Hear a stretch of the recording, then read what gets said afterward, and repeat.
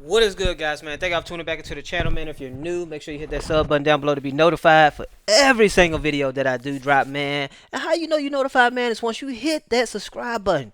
Make sure you go hit that bell. And once you hit that bell, make sure you go press all. That's how you know you're notified for every single video that I do drop, man. And also go follow the Instagram. The link is down below in the description. Or you can type it in. It's Shawn91 underscore right here. You type it on in. Send me some links to some videos, man.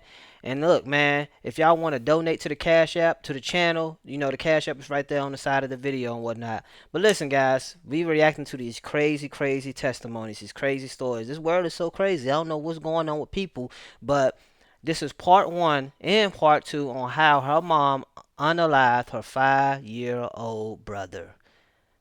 Without further ado, let's go and get into this video, man. Let's get it. Y'all comment down below as the video is going because this sounds like it's gonna be a real one, a real crazy story. Let's get it. Took my sound off my first part one, so I'm going to retell this part one. I'm gonna try my best to use words that TikTok like, because obviously they ain't like the words that I was using in my last video. All right, so part one on how my mom unalived my baby brother. All right, so this was back in 2003, back in February of 2003. I was 10, my brother was 5, and my mom unalived him. It was a normal day, and my brother, he was getting ready to start kindergarten soon. So my mom was just going over some, a few things with him. And for this particular day, she wanted to go over his numbers. And she was asking him to count to 20. And she was asking him repeatedly to count to 20. And every time he would count to 20, he would skip the number 16. I don't know what it was about that number 16, but he would miss it every time he would count to 20. He would say 15, 17, 18. He would skip 16. And I don't know why he was doing it. Okay, so each time he was miss the number 16, she would hit him and tell him to start over. He'll start over, miss it again. She hit him again. And it wasn't just no hit, like a little simple hit. This was like hits. I remember she used a wooden broomstick. She used the little curtain rod thing, the little thingy you put the curtain, you slide the curtain thing in, those, the old school kind, the white ones. She used that one. She used that. Anything that was hard that she could find, she was hitting him with it. So as I mentioned, that went on all day. I'm talking about all day from sun up to sundown. Imagine getting beat on all day long. So she asked me to go help him, go practice with him and come back. So we go in my room. We practice. I asked him to count. And y'all, he would literally say 16 with me. I don't know. Maybe my mama was just scaring him. Or, I don't know. But he was doing it when he was saying it with me. So I'm like, okay, y'all, you got it. So just go back out there and just count normal. 15, 16, just, you got these. Okay, so I'm like, mama, I think he got it now. He know it.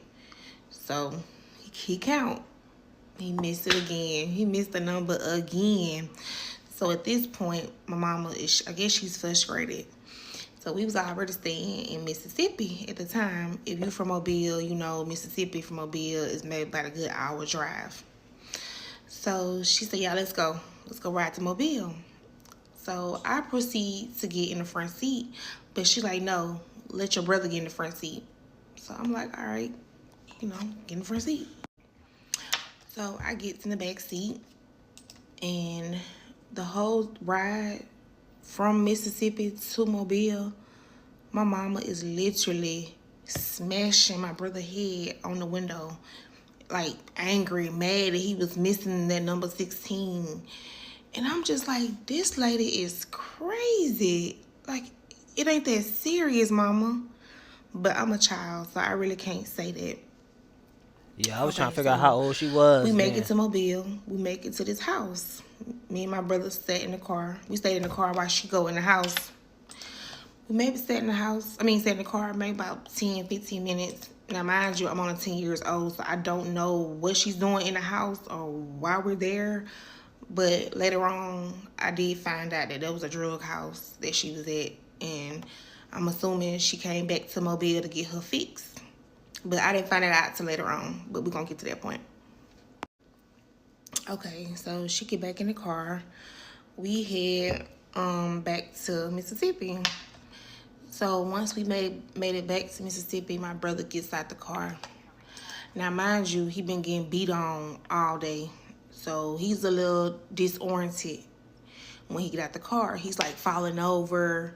He can barely walk because his head is swelled up so big from all the beating to the head. I mean, all the blows to the head.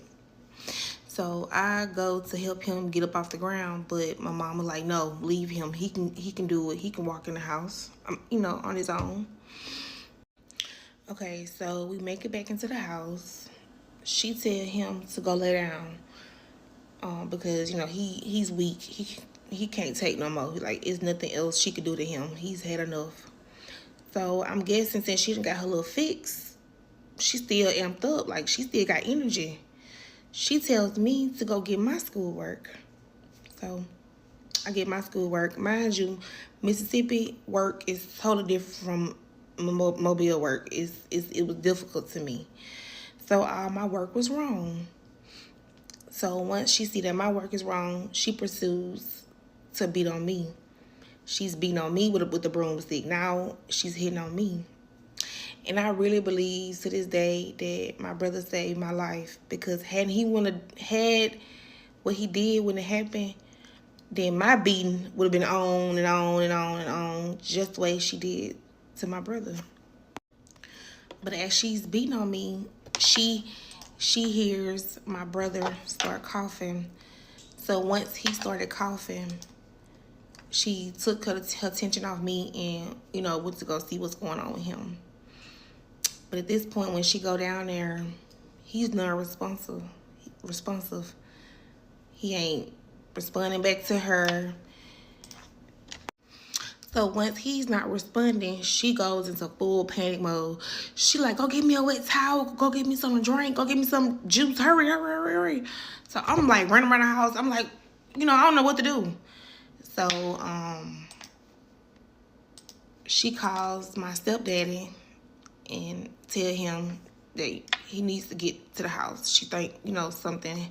She did something, and she need him to come back to the house. So I help her get my brother in my bed. I help her put him in my bed. And y'all, my brother looked so different from that morning to the evening. He was a totally different person. Like, I have never seen somebody change the way they look in just a short amount of time. Like, That's real messed up, man. Real my messed stepdaddy come up. home, he see what she done. He like, Tawanda, what is this? Like, what did you do?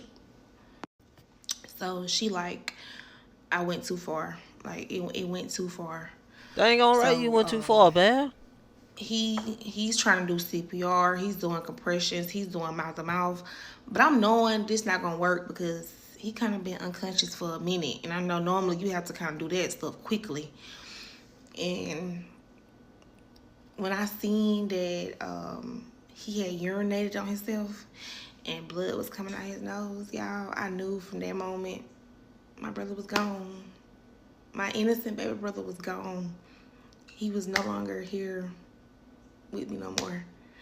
And it's so much to this story, y'all. Like, it's so many different parts, but this video is getting long, so I'm gonna go ahead and end it right here. But just comment, like, all right, y'all, I'm back with part 2 on how my mama unalived my baby brother. So once she realized that he just urinated on himself and the blood is coming out his nose, that's pretty much the end. So now she's crying. She's screaming all over the house. She don't know what to do. So at this point, she tells me to go in her room and go to bed. So I guess she don't want me to see, the next step and what she about to do. So I go to bed, and I wake up the next morning, and I'm petrified. I'm scared. I'm scared to go in my room and look in my room because I know the night before, that was the last place my brother was at. So I look in the room. I don't see him no more. I don't see him in my bed. So I'm like, what he, like, what did she do with him? Where is he? And to this day, y'all, I'm a real detective. Like, I'm gonna find some stuff out. So as I'm walking through the house looking for the body, I see little carpet fringes on the floor. So when your carpet tail, the little pieces of the carpet be on the floor. So I see a lot of those on the floor. So I'm thinking like, okay, whatever she did, my brother, it's something to do with some carpet. So my mama calls me into the living room, and she basically trying to coach me on what I'm gonna say when I go back to school. Because at this point, I've already missed 2 days of school, so I can't miss no more days of school. And she telling me like, okay, Very, you gonna go to school, you gonna very say this, disgusting. you gonna say that. In my mind, I'm like, you thinking this whole little story you collaborate about the work. So after she get done coaching me on what I'm gonna take to the school, because more than likely the police are gonna come to the school because she's planning on reporting him missing. That was her story. Her story was he was missing. He ran away. That was a story that we both was gonna stick to. And she was coaching me throughout the day on when the last time I seen him so I can tell the school. So later on that night, I heard her on the phone with somebody. So, as a child, I'm listening on the side of the wall, eavesdropping. And that's when I realized that she and my stepdad, got rid of the body on their own. They disposed the body. So before I went to school that night, she actually rode by the crime scene. I'm assuming she wanted to see, like, did someone find the body before I go to school and tell them this story that he ran away. So we riding. We get on the interstate in Mississippi. We get on the interstate. She pulls over on the side of the interstate. I stay in the car. I didn't get out the car, and then I see her go. When you pull over the interstate, it's the bridge. On the side you look down into. So she looked down over the bridge. So at this point, I know now it's something to do with carpet and the bridge. So I'm like, okay, she wrapped them up in carpet and she threw them over the bridge. That's my thought process, and that's actually what she did, y'all. My mama and my stepdaddy rolled my brother up into some carpet, put him in a trash bag, and threw him on the side of the bridge. Y'all, I'm gonna try to insert some Nah, this clips, story not really clips, but pissing like me some off right pictures of now. the articles, Pissing me off right now. and stuff like that. I'm gonna try to do that on my part 3. So the next morning, it's time for me to go to school. So I go to school. Now, I don't know you remember in my part 1 when she started beating on me. So I had some bruises on my face, but my mom had covered up with makeup. But my teachers, they still ended up seeing my bruises through the makeup. So they ended up calling me to the office. I get called to the office, y'all. I get called to the office, and they say, your mom reported your brother missing, and we want to ask you some questions about it. And they want to ask me some questions. So I'm knowing this, this is coming, but I didn't know it was coming so soon. So I'm a child, I'm 10. So I'm literally trying to remember what my mama was practicing with me, the story. And y'all, I kid y'all not, I stuck to that story as long as I could. That the last time I seen him is that morning when I went to school, he was in the room. I stuck to that story. I went over it. I was telling them that over and over and over. But I'm guessing by the East Bend police officers, they have done this for so long. They know I'm lying. So they started trying to threaten me, saying that if I don't tell the truth, they're going to have me arrested. They're going to put me, they're going to take me to jail. So I'm like, what? But I don't care. I'm sticking to my story. He ran away. He missing. I don't know where he at. I don't know. So the officer said, give me a moment. And he stepped out the room. When he stepped out the room, he came back with my auntie, my family member, my mama's sister. She came from Mobile to my school, and they gave us a moment to talk they gave us some one-on-one time, just me and my auntie. So once my auntie come in the room, she asked me, she said, Tisha, what my nephew, what happened, what's going on? So I feel more comfortable to tell her the truth because this is my auntie. So I bust out, I told her the truth. I told her what it was. And when she went and told the police officer, she said, "My niece got something to tell you." And I told the truth. I told what happened. And y'all, I kid you not, I heard the officer on his walkie-talkie. He say, "We got the truth. Take her into custody." And from that day forward, I was 10 years old. I didn't see my mom again. I didn't see her. I didn't get a chance to say goodbye, a hug, or nothing. Like, that was it. My mama was taken into custody. And to this day, y'all, I'm 31 years old. My mama is still in prison to this day. She deserved to be. They gave her life without parole. She Like, deserved it. she would never see daylight again. Like, ever. But going back to the part where she reported him missing, do y'all know they real deal took that seriously? Like, they had dogs, they had helicopters. They was real deal looking for my brother, like searching through the woods, 'cause we stayed by some woods. And to know the whole time that this was a fake story, yeah, they was upset. They was really upset, them detectives. So, yep, they called in to the people, to the officers that was at the house with my mama, and they told her to take her into custody. And that was it. I didn't see my mama again. There is some part three on when she went to custody, and my next part of my stage is like what happened to me after that. So there is a part three that I do want to talk about. This one is getting kind of long, so that's part two. All right, yeah, we definitely gonna get into part three, man. Words of advice for anybody who don't have children right now. I'm kind of pissed off by this story.